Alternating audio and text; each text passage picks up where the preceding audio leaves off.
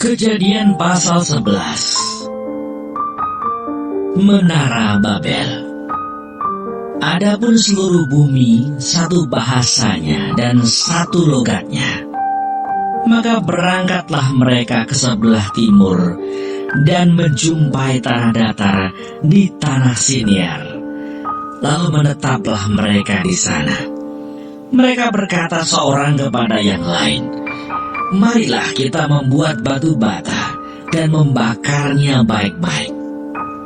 Lalu bata itulah dipakai mereka sebagai batu dan tergala-gala sebagai tanah liat.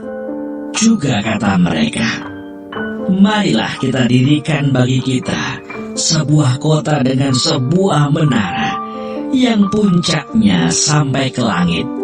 Dan marilah kita cari nama, supaya kita jangan terserak ke seluruh bumi." Lalu turunlah Tuhan untuk melihat kota dan menara yang didirikan oleh anak-anak manusia itu. Dan ia berfirman, "Mereka ini satu bangsa dengan satu bahasa untuk semuanya. Ini barulah permulaan usaha mereka. Mulai dari sekarang apapun juga yang mereka rencanakan, tidak ada yang tidak akan dapat terlaksana. Baiklah kita turun dan mengacau balokkan di sana bahasa mereka, sehingga mereka tidak mengerti lagi bahasa masing-masing." Demikianlah mereka diserakkan Tuhan dari situ ke seluruh bumi, dan mereka berhenti mendirikan kota itu. Itulah sebabnya sampai sekarang nama kota itu disebut Babel, karena disitulah dikacau balokkan Tuhan bahasa seluruh bumi, dan dari situlah mereka diserakkan Tuhan ke seluruh bumi.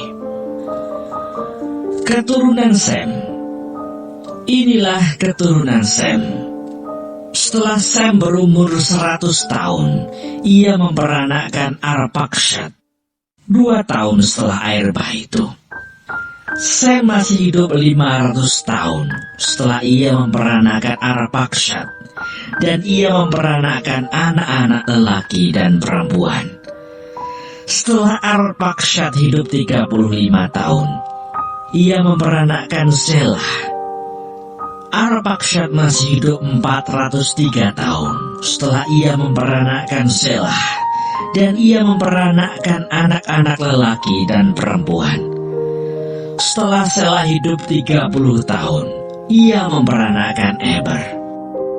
Selah masih hidup 403 tahun setelah ia memperanakkan Eber, dan ia memperanakkan anak-anak lelaki dan perempuan.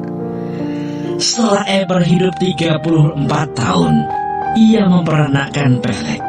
Eber masih hidup 430 tahun setelah ia memperanakkan Peleg, dan ia memperanakkan anak-anak lelaki dan perempuan. Setelah Peleg hidup 30 tahun, ia memperanakkan Rehu.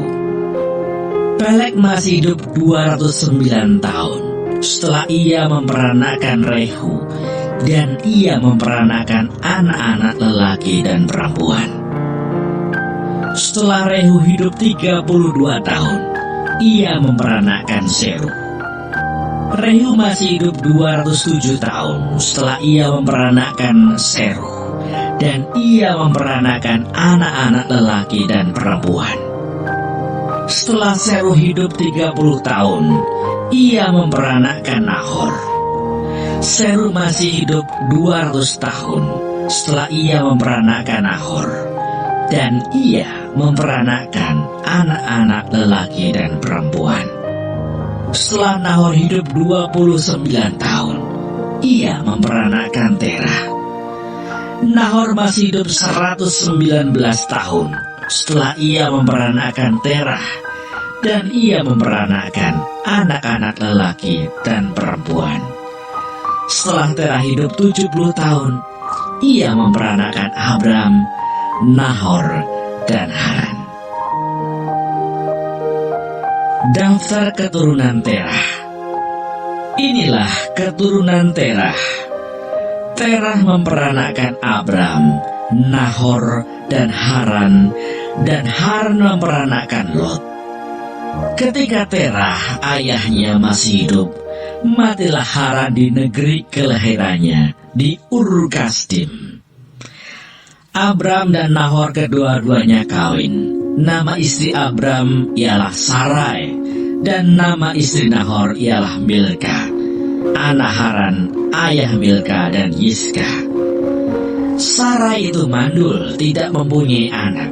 Lalu Terah membawa Abram, anaknya, serta cucunya Lot, yaitu anak Haran, dan Sarai menantunya, istri Abram, anaknya. Ia berangkat bersama-sama dengan mereka dari Ur Kasdim untuk pergi ke tanah Kanaan. Lalu sampailah mereka ke Haran dan menetap di sana. Umur Terah ada 205 tahun. Lalu ia mati di Haran.